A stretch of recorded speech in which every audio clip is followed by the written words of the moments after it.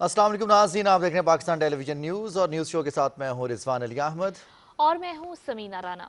नासिन, programme का बाकायदा आगाज़ करने से पहले अपने आज के मौज़ूआत के हवाले से बात कर लेंगे। सबसे पहले आज हम प्रोग्राम में बात करेंगे सदर ममलिकत डॉक्टर आरिफ अलवी की जानिब से तकरीब से खिताब किया गया और उन्होंने इस खिताब में टेक्नोलॉजी की अहमियत पर जोर दिया। और ये भी हम बात करेंगे कि सदर ममलिकत की जानिब से कहा गया कि पाकिस्तान में टेक्नोलॉजी के फ़रोग के लिए क्या क्या इकदाम हो रहे हैं, और अगर हम चाहते हैं कि पाकिस्तान कामयाब हो, पाकिस्तान तरक्की की राह पर, तेज़ तरक्की की राह पर गामजन हो, तो उसके लिए टेक्नोलॉजी के शोबे को फ़रोग देना बेहद ज़रूरी है।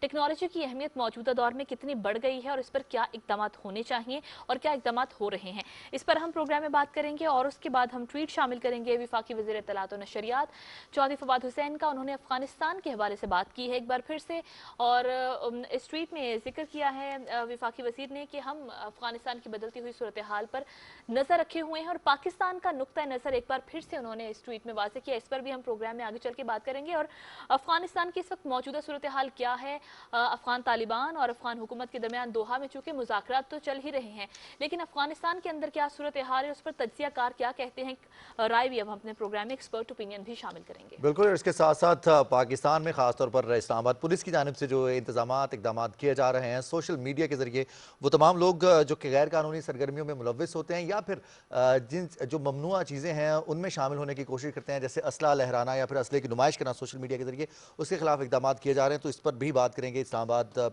पुलिस की जानिब से, कैपिटल टेरिटरी पुलिस की जानिब से क्या इकदाम किए जा रहे हैं। साथ ही साथ कुछ बात करेंगे कोरोना सूरत हाल की। पाकिस्तान में एक दफ़ा फिर हम देख रहे हैं कोरोना केसेस में इजाफा होना शुरू हुआ है। डॉक्टर फैसल सुल्तान ने भी इस हवाले से SOPs पर अमल दरामद के लिए अपील की है, वैक्सीनेशन की रफ्तार तेज़ करने के हवाले से, और वैक्सीनेशन की पाकिस्तान में इस वक्त मौजूदा सूरत हाल क्या है, इस पर भी बात की है। साथ ही साथ आलमी सूरत हाल क्या है, कोरोना की वजह से मईशत किधर जा रही है और कोरोना के केसेस बढ़ते हुए दुनिया को किस तरफ लेके जा रहे हैं। आज़ाद कश्मीर के इलेक्शंस की भी बात करेंगे। आज़ाद कश्मीर के इलेक्शंस जो जो दिन गुजर रहे हैं, इलेक्शंस और जो इंतखाब का दिन है वो करीब आता जा रहा है। ये सब कुछ आज के प्रोग्राम में हम इन मौज़ूआत पर बात करेंगे। लेकिन यहाँ एक ब्रेक लेंगे और ब्रेक के बाद वापस आएंगे तो प्रोग्राम का बाकायदा आगाज़ करेंगे। हमारे साथ रहिए। हमारे साथ है MCB बर्क रफ्तार। ये मिनटों में पैसे पहुंचाए जब भी मैं चाहूँ मेरे बर्क रफ्तार रेमिटेंस अकाउंट में, जो मैं MCB की 1400 से ज़ायद ब्रांचेस में से किसी भी ब्रांच से आसानी से वसूल कर सकती हूँ या ज़रूरत के मुताबिक ATM से निकाल सकती हूँ, और हमारी हर ज़रूरत पूरी हो जाती है फौरन। MCB बर्क रफ्तार, फौरन से फौरी। MCB bank for life.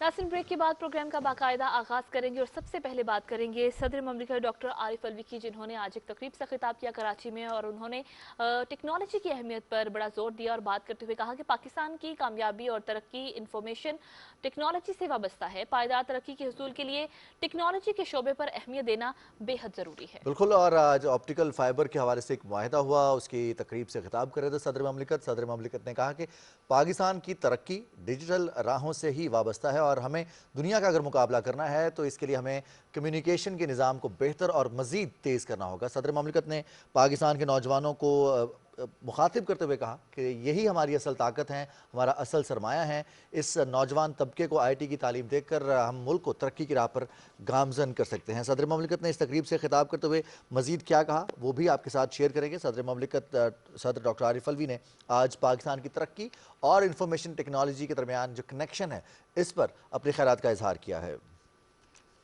आपकी तरफ लोग रश्क से देख रहे हैं कि आपका एक यूथ बल्ज है। अगर इस यूथ बल्ज को आपने इस काबिल बना दिया, और बनाने की आप कोशिश कर भी रहे हैं कि ये अपना बोझ नहीं अगली जनरेशन का बोझ उठाए, तो दुनिया के अंदर इससे अच्छा 5th largest country in the world, इससे बड़ा यूथ बल्ज दुनिया में कहीं नहीं है।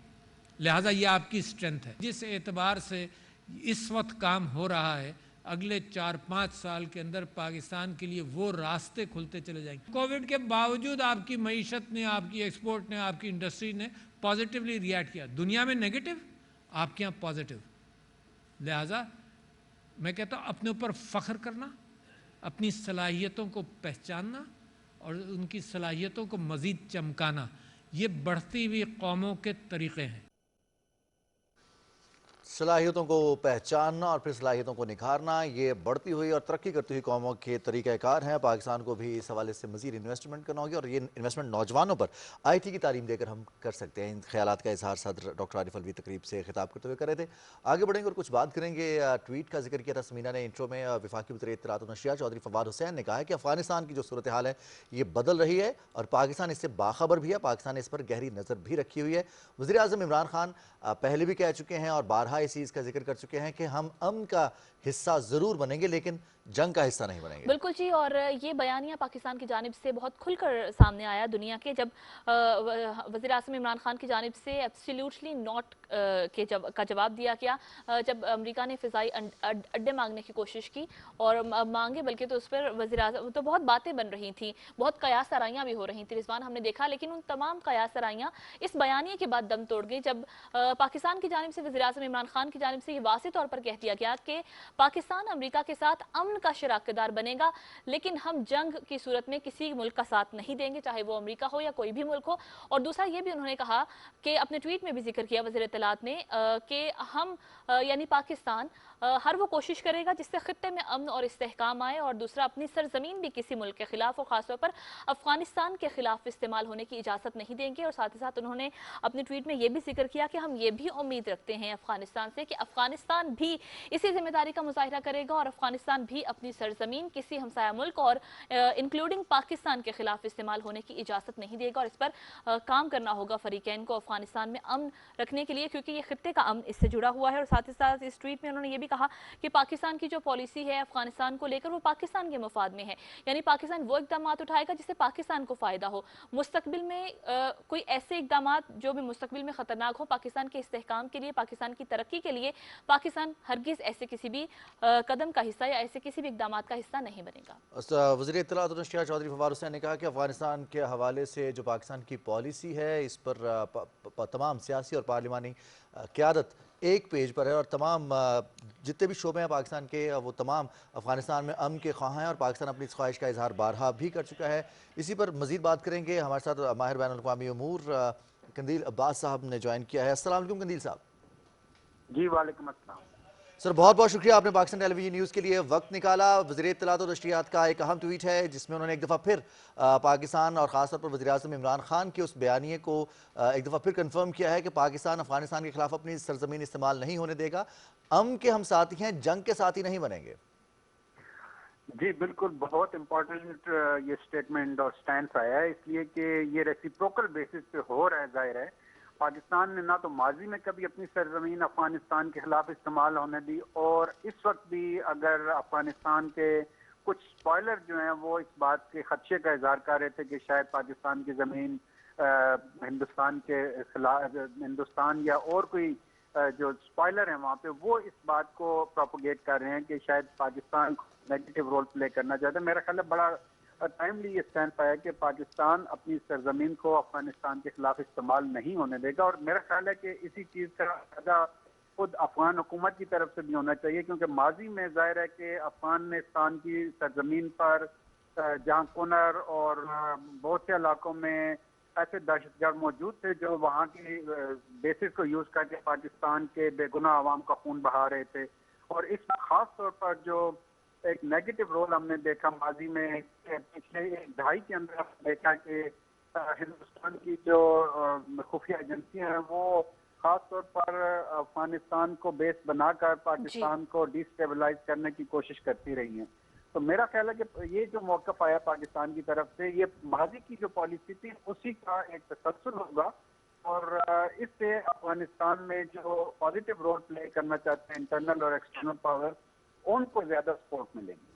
बिल्कुल आपने ठीक कहा है डॉक्टर कंदील अब्बास साहब। ये भी फरमाइएगा कि एक तरफ तो ये सारी सूरत हाल है, पाकिस्तान का नुक्ता नज़र जो है वो पूरी दुनिया के सामने खुलकर आ चुका है।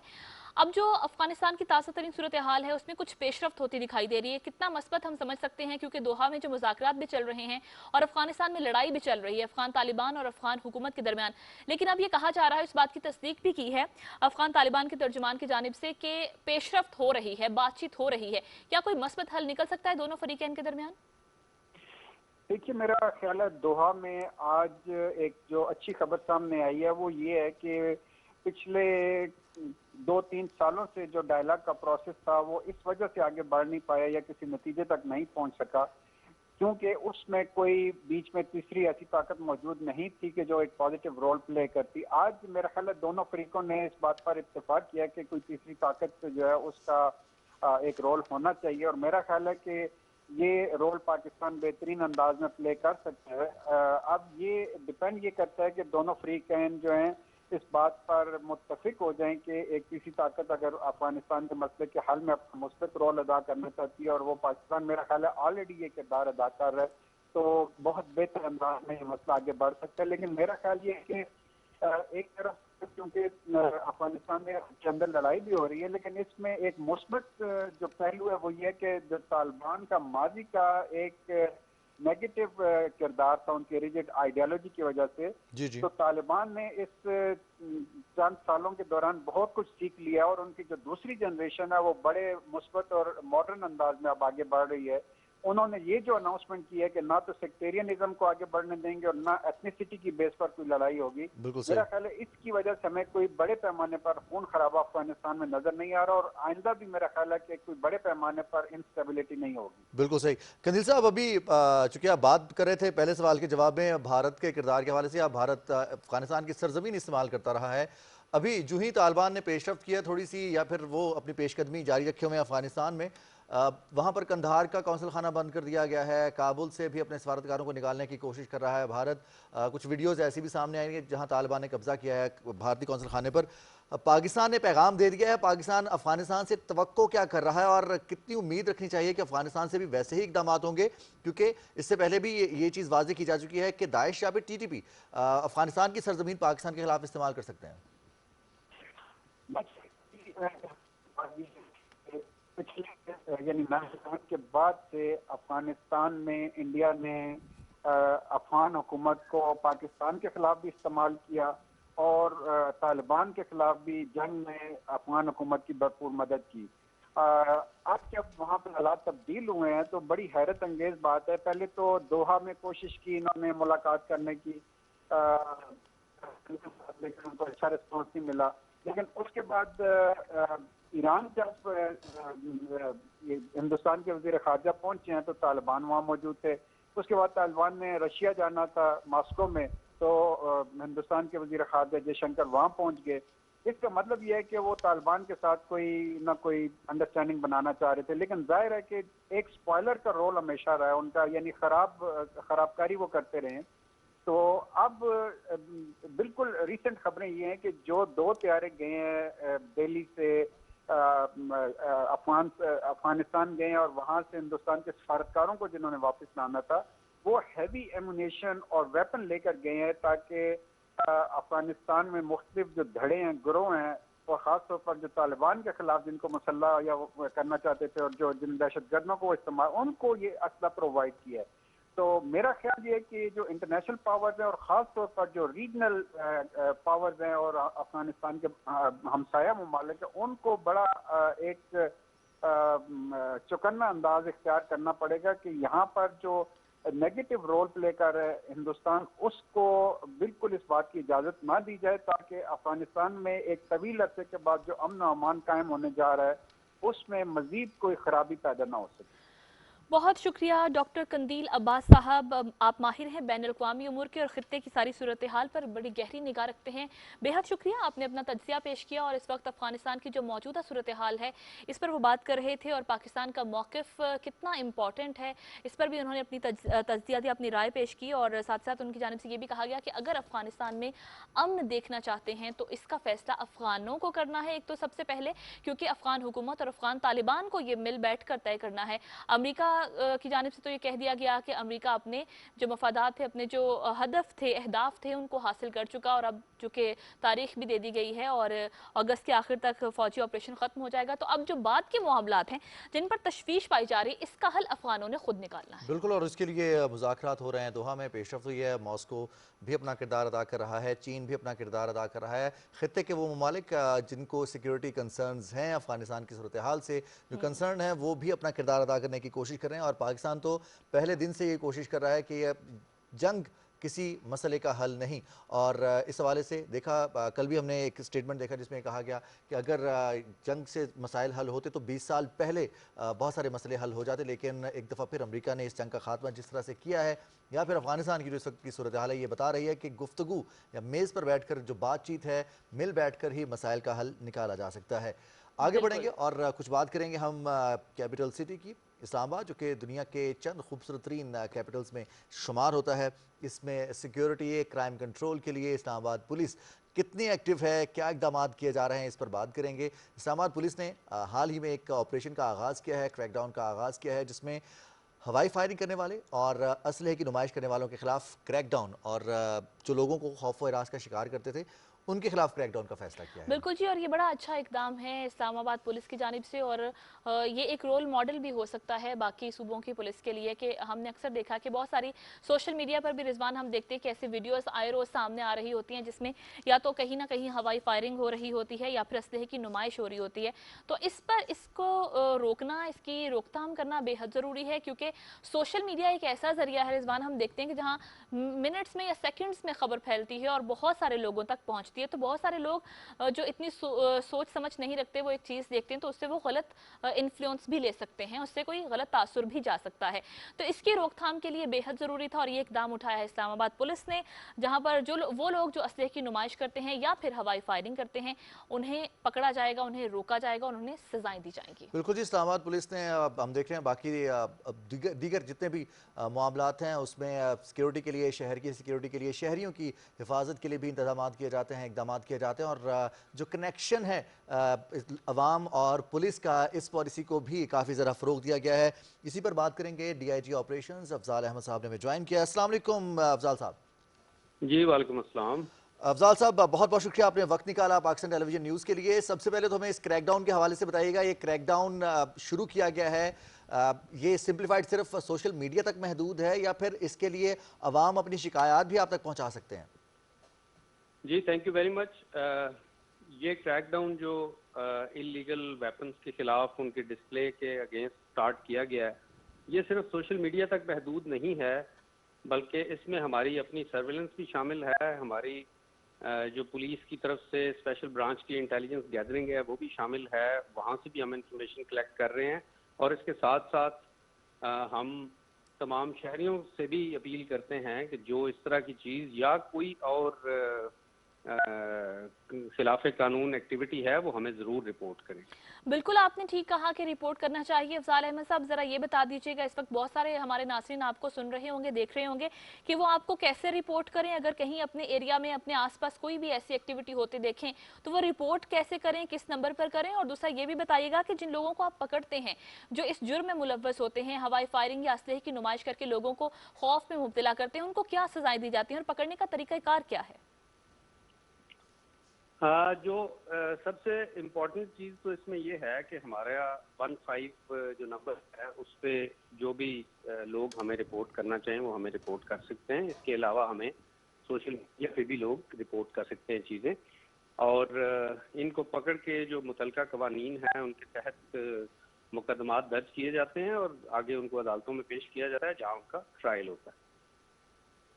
अफजाल साहब, अभी चूँकि इस्लामाबाद में सूरत हाल इस हवाले से, अब इस क्रैकडाउन के बाद से हम देखते हैं कि एक बड़ा सिंपल सी चीज़ है कि असलहे वाला लाइसेंस है या गैर असलहे वाला लाइसेंस है, इसको भी लीगल करके या फिर इलीगल तरीक़ों से, जैसे भी सोशल मीडिया पर इसकी नुमाइश की जाती है या फिर दीगर तरीक़ों से लोगों को खौफ व हरास में मुब्तला किया जाता है।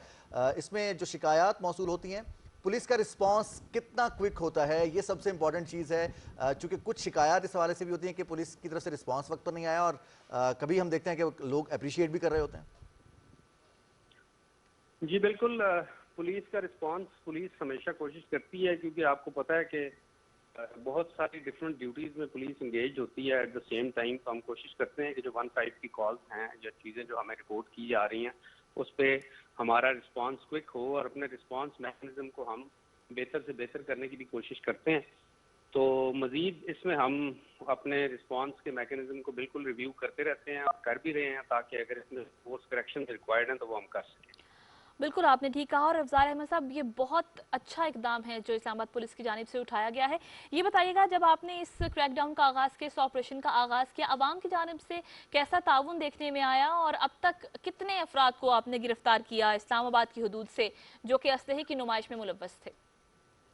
हम इसकी तशहीर कर रहे हैं और हम लोगों से रिक्वेस्ट कर रहे हैं कि दे शुड कम फॉरवर्ड और हमें चीज़ें रिपोर्ट करें।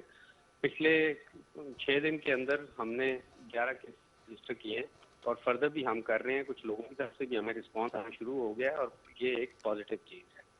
बहुत बहुत शुक्रिया अफजाल अहमद साहब, डीआईजी ऑपरेशंस इस्लामाबाद पुलिस से आप हमारे साथ बात कर रहे थे। और इस्लामाबाद के शहरियों के लिए खबर यह है कि कैपिटल में जो लोग असलहे की नुमाइश में मुलव्वस होते हैं, चाहे वो सोशल मीडिया हो या फिर वो रियल टाइम असलहे की नुमाइश करते हों, उनके खिलाफ क्रैकडाउन जारी है। इस हवाले से 15 पर आप भी अगर कोई शिकायत है, कोई आपको खौफ हरास में मुब्तला करने की कोशिश कर रहा है या किसी तकरीब में हवाई फायरिंग हो रही है, तो आप इसको रिपोर्ट कर सकते हैं। और यही वो तरीका है जहाँ पर पुलिस आवाम की मदद के लिए या फिर आवाम पुलिस की मदद के लिए आगे आएँ और ये कोऑर्डिनेशन के साथ ही एक दूसरे से साथ मिलकर ही हम अपने मसाइल जो हैं उनको हल कर सकते हैं। बिल्कुल जी, ऐसा ही है। एक दूसरे के साथ ताउन करने से ही इन मसाइल का हल निकाला जा सकता है। जैसे हमने पहले भी बात की थी कि चाहे जैसे अभी रिजवान आपने भी बड़ा एक अच्छा सवाल डीआईजी साहब से पूछा कि वो लोग जिनमें पकड़ा जाए वो बाज़-औक़ात ये भी तौजीह पेश करते हैं कि उनका असलहा जो है वो तो लाइसेंस्ड असलहा, लेकिन अफजाल अहमद साहब ने ये भी वाज़ेह किया कि अगर आपके पास लाइसेंस भी है तो भी आप लोगों को खौफ व हिरास में शो ऑफ मुब्तला नहीं कर सकते नहीं उसको। कर सकते, शो ऑफ नहीं कर सकते,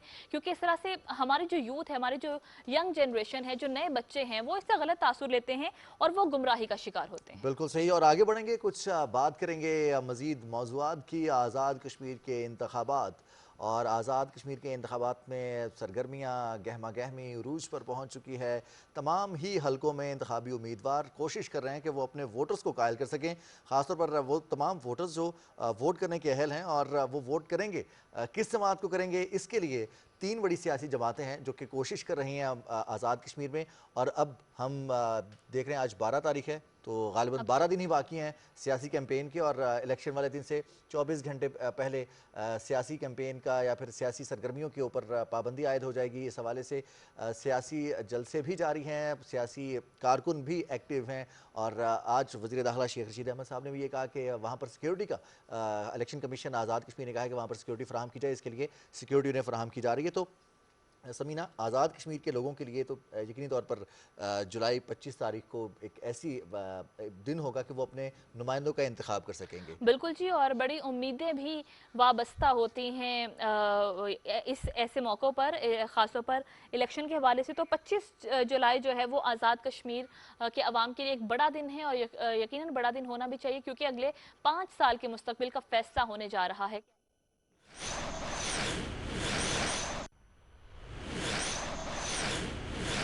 कश्मीर कमेटी के चेयरमैन शहरियार खान आफरीदी मीडिया से गुफ्तगू कर रहे हैं।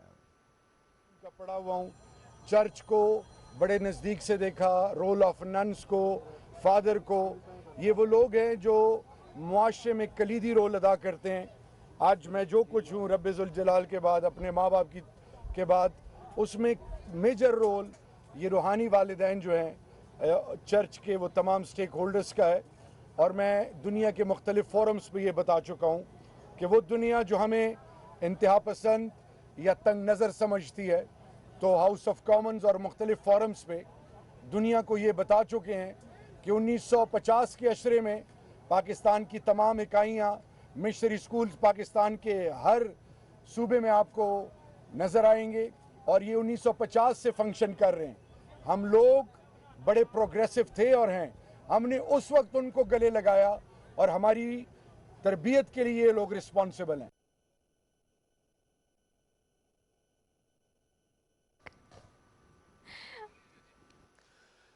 रावलपिंडी में chairman Kashmir committee Shehryar Afridi media से गुफ्तगू कर रहे हैं। खेल के फ़रोग के हवाले से रावलपिंडी में किए गए इकदाम और इसमें मजहबी हम आहंगी को फ़रोग देते हुए खेल को शामिल करते हुए एक टूर्नामेंट का इनेकाद किया गया, जिसमें मुख्तलिफ शोबा ज़िंदगी से ताल्लुक़ रखने वाले लोग शरीक हुए इस टूर्नामेंट में। इसी टूर्नामेंट के मौके पर आज शहरियार खान आफरीदी मीडिया से गुफ्तगू कर रहे हैं और पाकिस्तान में पाकिस्तानी हुकूमत की जानिब से मसावात के लिए और तमाम अक़लियतों के हवाले से जो इक़दाम किए जा रहे हैं उस पर उन्होंने अपने ख़यालात का इजहार किया। Highs and lows, ups and downs, ये जितने जिंदगी में नशे बफराज आते हैं, उसको ना सिर्फ उसको एक्सेप्ट करना, उसका मुकाबला करना, बल्कि उससे सीखने का मौका देता है। और ये जो प्लेयर्स हैं, ये मेरा फ़ख्र है, मेरा गरूर है।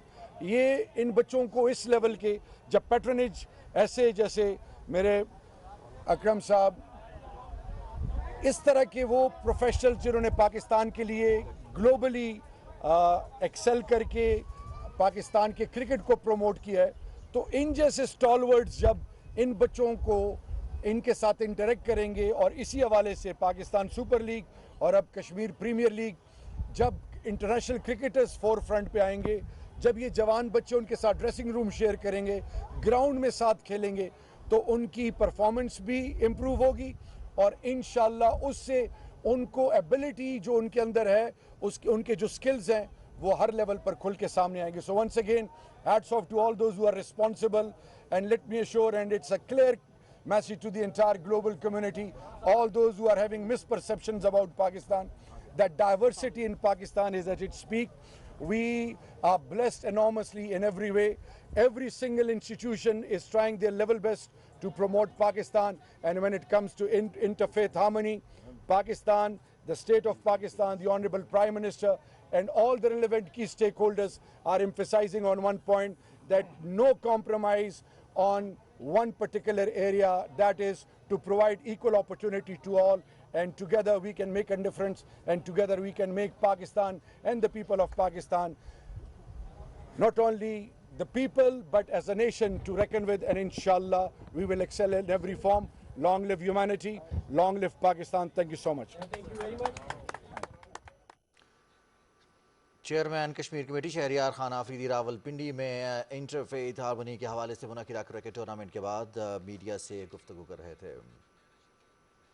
और आपको बताते चलें कि रावलपिंडी में इस टूर्नामेंट का इनेकाद किया गया। इस मौके पर शहरियार खान आफरीदी ने गुफ्तगू करते हुए कहा कि हम पूरी दुनिया को ये वाज़े कर देना चाहते हैं एक मरतबा फिर कि पाकिस्तान में अक़लियतें महफूज हैं और पाकिस्तान में तमाम मज़ाहिब के लिए एक जैसे ही हुकूक फ़राहम किए जा रहे हैं। इस मौके पर नुमाइंदा खुसूसी मौलाना ताहिर महमूद अशरफी भी मीडिया से गुफ्तगू कर रहे हैं। हमारे डॉक्टर ज़ियाउल हक साहब, ये यहाँ सब हजरात मौजूद हैं, हमारे सेक्रेटरी मजहबी उमूर, और ये एक बड़ा वाज़े पैगाम है दुनिया को कि पाकिस्तान के अंदर बैनल मसालिक बैनल मज़ाहिब हमांगी जो है वो दिन ब दिन उसमें इजाफा हो रहा है।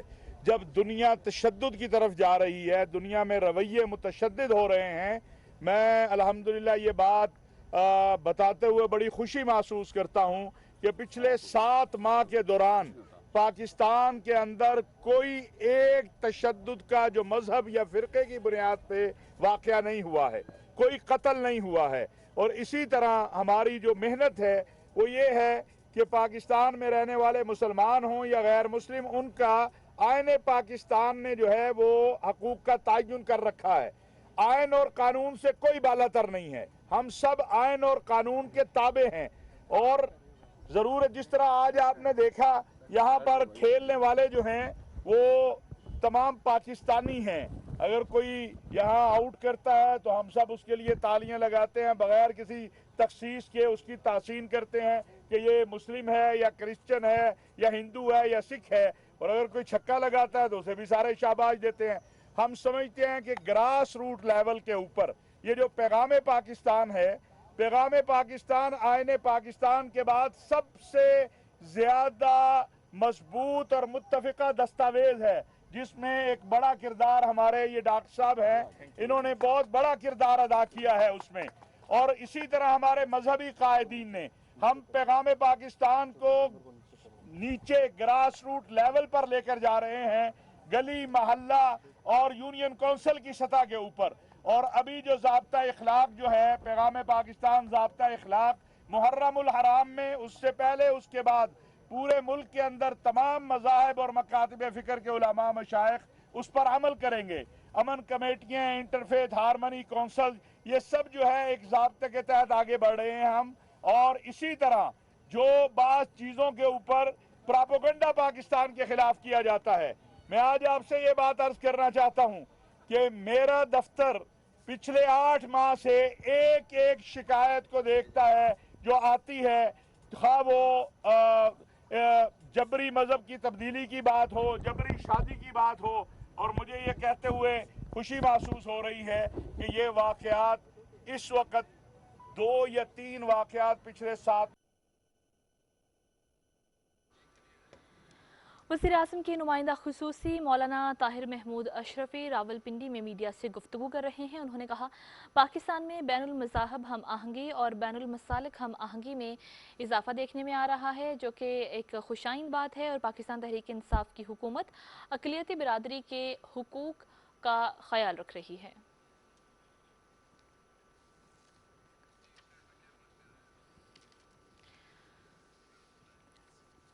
नाज़रीन, इस ब्रेकिंग न्यूज़ पे जाने से पहले हम जैसे बात कर रहे थे, आज़ाद कश्मीर के आम इंतखाबात के हवाले से 25 जुलाई का दिन जैसे जैसे करीब आ रहा है, सियासी सरगर्मियाँ, गहमा गहमी, कॉर्नर मीटिंग्स, जलसे जुलूस में इजाफा होता जा रहा है, और ऐसे में मुजफ्फराबाद का हल्का LA 28 मुजफ्फराबाद 2 सियासी सरगर्मियों का मरकज़ बना हुआ है। और जैसे कल भी हमने एक रिपोर्ट दिखाई थी जिसमें अब खाने पीने के जितने भी स्टॉल्स हैं या फिर होटल्स हैं, ढाबे हैं, वहाँ पर भी मौजूए गुफ्तगू सिर्फ आज़ाद कश्मीर के इंतखाबात हैं।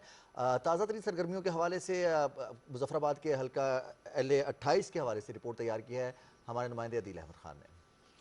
आज़ाद कश्मीर के दारुल हुकूमत मुजफ्फराबाद का हल्का LA 28 मुजफ्फराबाद 2 तकरीबन 1,20,000 नफूस पर मुश्तमिल है। रजिस्टर्ड वोटर्स की तादाद 81,537 है। दारुल हुकूमत के करीब होने के बायस यह हल्का सियासी सरगर्मियों का महवर मरकज़ रहता है। इस हल्के से 25 जुलाई को होने वाले इंतखाबात में मुख्तलिफ सियासी जमातों के 18 उम्मीदवार हिस्सा ले रहे हैं। ताहम पाकिस्तान तहरीक इंसाफ के चौधरी मोहम्मद शहजाद, पाकिस्तान पीपल्स पार्टी के सैयद बाज़ल अली नकवी और मुस्लिम लीग नून के सैयद मुर्तज़ा अली गिलानी के दरमियान कांटेदार मुकाबला मुतवक्का है। नए आने वाले उम्मीदवार वो आवाम की बुनियादी सहूलतों के हवाले से और एजुकेशन और सेहत के हवाले से वो अपने इक़दामात में जो है अपनी प्रायोरिटीज़ में इस चीज़ को रखेंगे। मैं हल्के के लोगों से भी गुजारिश करता हूं कि आप इस चीज़ को फोकस करें कि आपका कैंडिडेट वो क्या विजन लेकर आ रहा है कि कैसे बेरोज़गारी कम होगी। एक बार फिर से आपको लिए जाएंगे बराह रास्त रावलपिंडी में वज़ीर-ए-आज़म के नुमाइंदा खुसूसी ताहिर अशरफी मीडिया से गुफ्तगू कर रहे हैं। चाहिए कि खून वो पेशावर चर्च में बहाया जाए, वो लाहौर योहानाबाद में बहे, वो परेड लाइन की मस्जिद रावलपिंडी में बहे, वो स्कूल पेशावर के स्कूल में बहे, या लाहौर के पार्क में ईस्टर के मौके पर छोटे छोटे बच्चों का वो पाकिस्तानियों का खून है।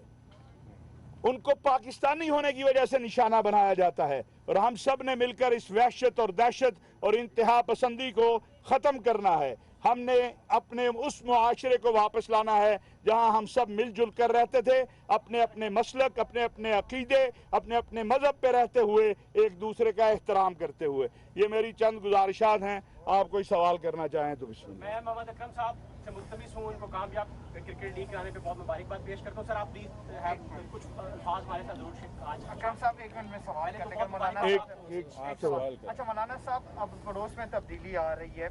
माजी में अभी देखा गया कि मदारिस ने अफगानिस्तान में, पाकिस्तान में और अफगानिस्तान का अमन जो है यकजा है। तो इस बात अब मौलाना समीउल हक तो अल्लाह को प्यारे हो गए, तो आप बतौर कायद क्या फ्रंट पे आएंगे, किस तरह चीज़ों को टैकल करेंगे ताकि जो आग है वो दोनों जगह पे ना।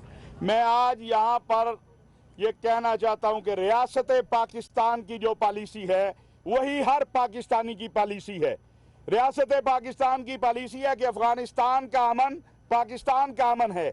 हम तमाम अफगान ग्रुपों से अपील करते हैं कि खुदा के लिए आपस में बैठिए, अमन और सलामती दीजिए। 40 साल से ये खित्ता यहाँ खून बह रहा है, हम मुतासिर हैं। पाकिस्तानियों ने 30 लाख अफगान मुहाजिरीन को वेलकम किया है। हमने 80,000 से जायद लाशें उठाई हैं सिर्फ पिछले 20 साल में।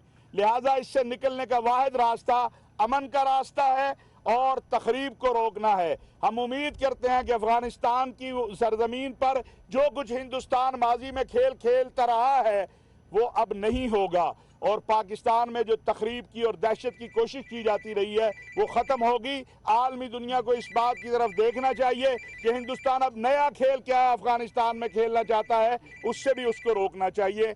इंशाअल्लाह ताला मैं फिर यहाँ से पाकिस्तान उलमा कौंसिल की तरफ से, पाकिस्तान की रियासत की तरफ से ये बात कहना चाहता हूँ कि अफगानिस्तान का अमन पाकिस्तान का अमन है। हम अमन में सहूलतकार हैं, जंग में किसी के साथ नहीं है। अच्छा सर, ये बताइएगा कि आपने बॉर्डर को सील करने के हवाले से बात की है। क्रिकेट लीग की बात है सर, प्लीज उनको थोड़ी बात कर लेते हैं सर, हमारे साथ नहीं मोहम्मद अकरम साहब से तो कहा है कि थोड़ी बात कर लेते हैं।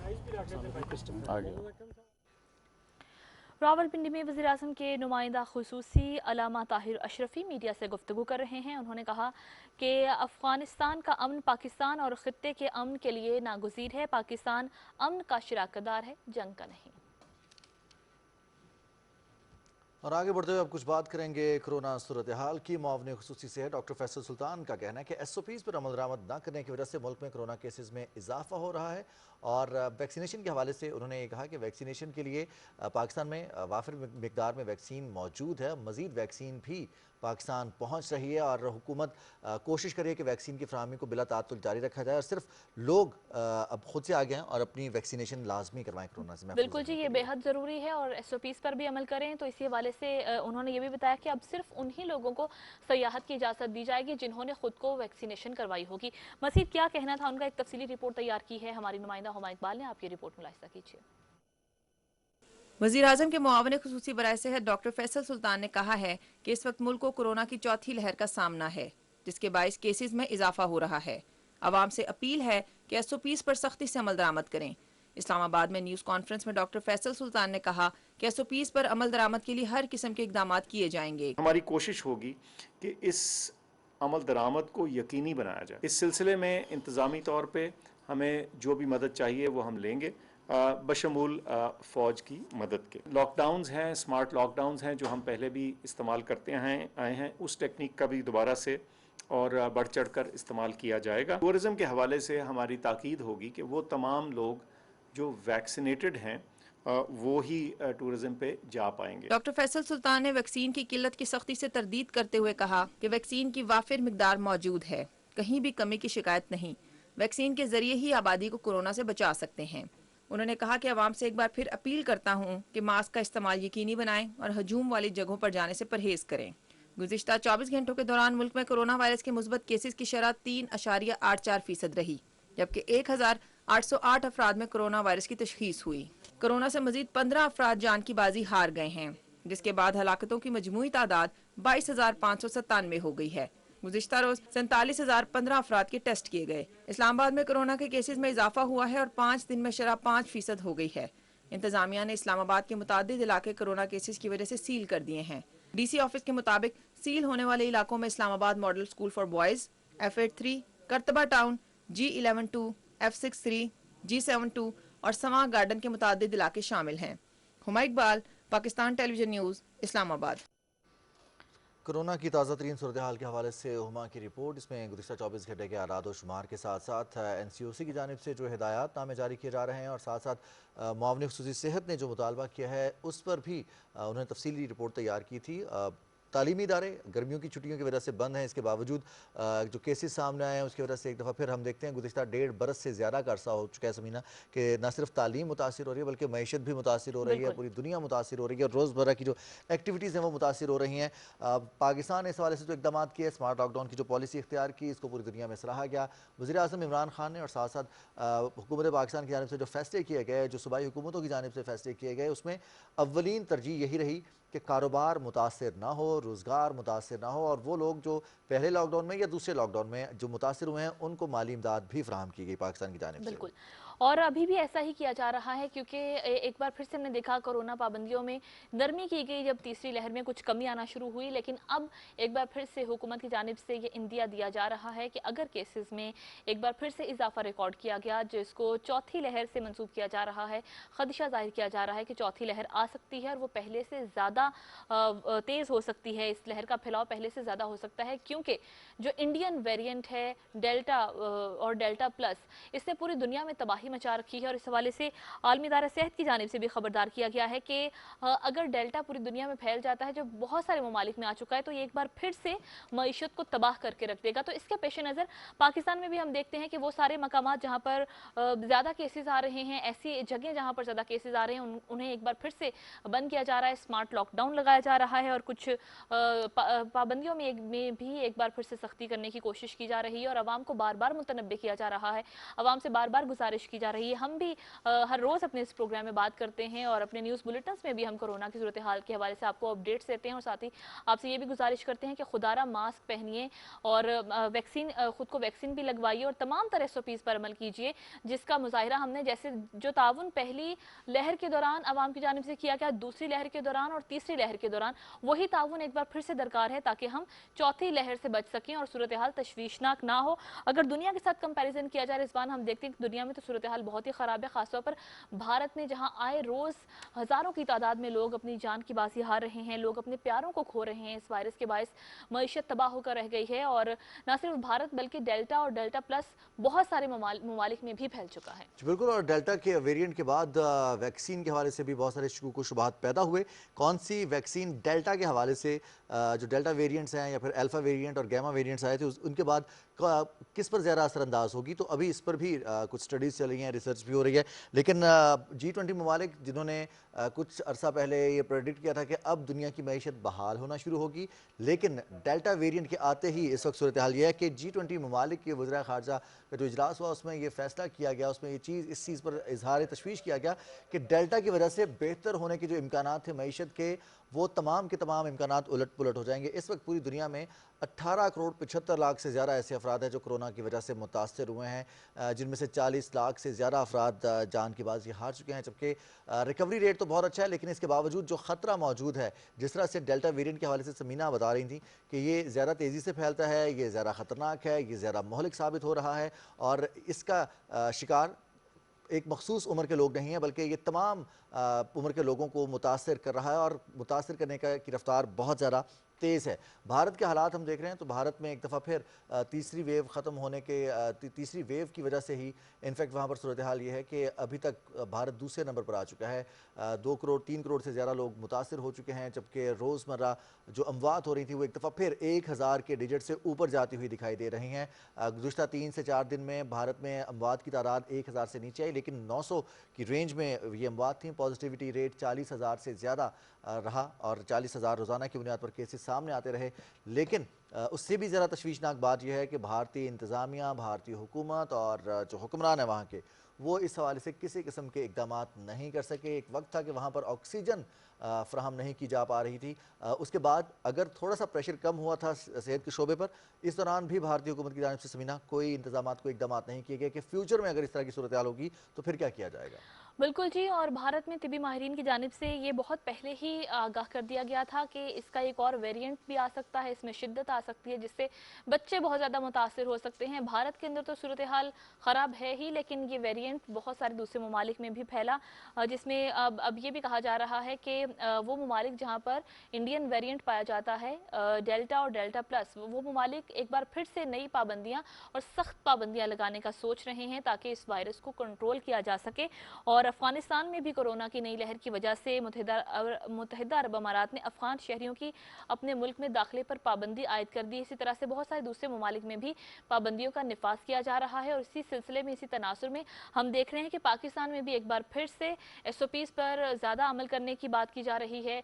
लोगों से ज़्यादा गुजारिश की जा रही है कि आप अपने आप को महफूज रखिए, अपने प्यारों को महफूज रखिए और वैक्सीनेशन तो ज़रूर लगवाइए, लेकिन जो SOPs हैं जैसे समाजी फासले का ख्याल रखना है। और अब चूँकि ईद उल अज़हा भी आ रही है तो हम देखते हैं कि उसमें कुर्बानी की वजह से भी ज़्यादा गहमा गहमी हो जाती है और लोग SOPs को नज़रअंदाज करना शुरू कर देते हैं, जो कि बहुत ज़्यादा ख़तरे की घंटी बजाई जा रही है। पहले से वार्न कर दिया गया है NCOC की जानिब से, तबी माहिरीन की जानिब से, कि अगर ईद उल अज़हा पर एहतियात ना की गई तो केसेस में बहुत ज़्यादा इजाफा रिकॉर्ड किया जा सकता है। और इसी इजाफे के पेश नज़र एहतियाती तदाबीर इख्तियार कीजिए। NCOC ने आर्टिफिशियल इंटेलिजेंस का सहारा लिया और चौथी वेव के हवाले से प्रेडिक्ट किया और इंतजामात करने के लिए कहा। कोयटा से भी खबर यही आई कि वहाँ पर भी एक दफ़ा फिर SOPs का निफाज और इस पर अमल दरामद के लिए सख्ती की जाएगी। 10 बजे तक मार्केट्स खुली रहेंगी। दीगर सूबाई दारकूमतों में भी इसी तरह के फैसले किए गए। सूबाई सेहत की इंतज़ामिया तमाम सूबों में ये इंतजामात कर रही है और NCOC की हिदायत की रोशनी में ये फैसला किया गया है कि किया जा सकता है ये फैसला कि शादी हॉल्स या फिर डाइनिंग की जो सहूलियात फ्राहम की गई हैं, रेस्टोरेंट्स में जो सहूलियात और नरमी की गई थी, उस नरमी को वापस भी लिया जा सकता है। जबकि जो सयाहत के हवाले से शोबा है, इस पर भी सयाहत के शोबे को बंद करने के हवाले से भी इंदिया दिया जा चुका है कि सयाहत को वक्ती तौर पर बंद किया जा सकता है अगर SOPs पर अमल दरामद नहीं किया गया तो। बिल्कुल जी, ऐसा ही। और अभी जैसा कि रिजवान, मॉनसून का मौसम भी शुरू हो चुका है और इस मौसम में वैसे ही अपनी कुछ वबाई अमराज फूट रही होती हैं, और ऐसे में जब कोरोना की वबा का भी सामना है तो एहतियात करना ज़्यादा ज़रूरी हो गया है, क्योंकि जैसे ही मॉनसून का मौसम शुरू होता है तो बहुत सारी ऐसी वबाई अमराज भी फूट पड़ती हैं, जन्म लेती हैं, जो कि इस मौसम के साथ ही मंसूब होती हैं। तो हमें बहुत ज़्यादा ख्याल रखने की ज़रूरत है। कुछ मौसम के हवाले से ही कुछ बात कर लेते हैं। बिल्कुल जी, और मौसम तो कहने को बहुत हसीन है। गर्मी का जोर टूट गया है। पंजाब के मुख्तलिफ शहरों में, बालाई पंजाब में, खैबर पख्तूनख्वा, इस्लामाबाद, रावलपिंडी, कश्मीर, इन तमाम इलाकों में गुज़िश्ता 24 घंटे के दौरान बारिश भी रिकॉर्ड की गई। और गिलगित बल्तिस्तान, इसके साथ साथ आज़ाद कश्मीर के बहुत सारे इलाके, जनूब मशरक़ी सिंध में भी तेज़ आंधी और हवाओं की वजह से गर्मी का जोर टूटा है और टेम्परेचर्स नीचे आए हैं। मानसून की हवाओं की वजह से जो बारिश हुई है, आज सुबह भी अलसुबह रावलपिंडी, इस्लामाबाद में बारिश हुई, स्कैटर्ड रेन भी हुई और मूसलाधार बारिश के हवाले से भी महकमा मौसमियात की जानिब से इत्तलात मिली हैं। और साथ साथ प्रेडिक्शंस भी हैं कि मानसून की ये बारिशें, जो स्पेल शुरू हुआ है 10 जुलाई से शुरू होने वाला ये स्पेल 14 जुलाई तक चलेगा, जिसमें मुख्तलिफ अजला में बारिश होगी और शदीद बारिश की भी पेशगोई की गई है। नदी नालों में तुग़यानी के हवाले से भी आगाह कर दिया गया है, जबकि कुछ ऐसे इलाके जो नशेबी इलाके हैं उनको उनके ज़ेर आब आने के हवाले से भी महकमा मौसमियात ने खबरदार किया है। इसी पर मज़ीद बात करेंगे हम महकमा मौसमियात के ही हमारे से चीफ मेट्रोलॉजिस्ट शाहिद साहब हमारे साथ मौजूद हैं। शाहिद साहब, अस्सलाम वालेकुम। वालेकुम अस्सलाम, क्या हाल है जनाब? ठीक है आप? जी अल्हम्दुलिल्लाह, बिल्कुल ठीक ठाक। आप बताइए क्या खबर है मौसम की, कैसा रहेगा आइंदा 24 घंटे में? मौसम तो आपने काफ़ी ब्रीफिंग दे दी है और हालात जो हैं वो हमने सब वाजे कर दिए हैं कि कहाँ कहाँ पे कितनी बारिश मूसलाधार भी होगी, कहीं पे स्कैटर्ड बारिश होगी, कहीं पे कुछ इलाकों में मौसम जो है वो शायद थोड़ा सा कम भी होगा। लेकिन इस वक्त जो सूरत हाल है, आज सुबह से जो हमने नोट किया है, सबसे ज़्यादा बारिश जो थी ना वो सियालकोट में थी, 203 मिलीमीटर। उसके अलावा एबटाबाद, रावलपिंडी, फैसलाबाद, जंग, ये सारे इलाके जो हैं पंजाब के, लाहौर में भी बारिश हुई, लेकिन लाहौर में उतनी ज़्यादा नहीं है जितनी कि सियालकोट में हुई है। इसका असर ये हुआ है कि नदी नालों में अभी पानी आना शुरू हो गया है। इस वक्त जो लेटेस्ट रिपोर्ट है मराला की, मराला 1,18,000 पे जा रहा है और एक नाला एक है जो कि रावी में आगे जाके बल्लो की में गिरता है, उसमें 29,000 क्यूसेक तक पानी भी गया। यानी नदी नालों में भी पानी और दरिया में भी थोड़ा सा पानी ज्यादा होना शुरू हो गया है। तो अब इसके इम्पैक्ट जो है वो आने वाले 24 घंटों में हमारे 24 घंटों में ये है कि हमारी फोरकास्ट भी ज्यादा बारिशों की है, बल्कि 14 तारीख तक है और ये अगले 2 दिन जो है वो शदीद बारिशों के भी हैं। लगातार तो नहीं होगी लेकिन वक्फे वक्फे से इसके स्पेल आते रहेंगे। तो नदी नालों में भी पानी आने का चांस है। सब एजेंसीज को अलर्ट कर दिया गया है और इसकी जो भी लेटेस्ट अगर कोई वार्निंग या एडवाइजरी है तो वो भी हम साथ साथ इशू कर रहे हैं। ठीक है साहबजाद साहब, ये भी फरमाइएगा कि मानसून सीज़न को लेकर सूबाई सतह पर, ज़िले सतह पर जो इक़दाम दरकार होते हैं, ज़रूरी होते हैं, क्या वो इक़दाम उठा लिए गए हैं? नहीं, बिल्कुल। देखें, हमारा काम है हर तमाम मीडिया के थ्रू या हमारे जो भी आजकल आपको पता है टेक्नोलॉजी इस इंटरनेट के थ्रू या जो भी है व्हाट्सएप ग्रुप के थ्रू, जहाँ जहाँ पे हमारी अप्रोच हो रही है हम सबको कर रहे हैं। और मेरा ख्याल है काफ़ी हद तक जो है एजेंसीज, असल में फ्लड सीजन तो 15 जून से शुरू हो जाता है ना, 15 जून से ही हमने लोगों को इन्फॉर्म पहले कर दिया हुआ है ये सीजन शुरू है। और अगर पिछले 4-5 दिन से हम इसकी एडवाइजरी या सिस्टम जैसे मूव कर रहा था मानसून का और कहाँ पे क्या पोजीशन बन रही, तो ये चीजें हम पहले बता चुके हैं और सारे लोग जो है इंशाल्लाह अलर्ट है, कोई ऐसी बात नहीं है। सूबाई लेवल पे PDMAs हैं, बाकी भी इरिगेशन डिपार्टमेंट है, सब लोगों को हम जब भी कोई जी, बहुत बहुत शुक्रिया साहिबजाद साहब, आप हमारे साथ मौजूद थे। आप मेट ऑफिस लाहौर से हमारे साथ मौजूद थे टेलीफोन लाइन पर। और मौसम की सूरत हाल क्या रहेगी और इस हवाले से जो प्रेडिक्शंस की गई हैं या फिर जो इस वक्त नालों की और नदी नालों की, दरियाओं की सूरत हाल है, उस पर आप आगाह कर रहे थे। बहुत बहुत शुक्रिया आपका। और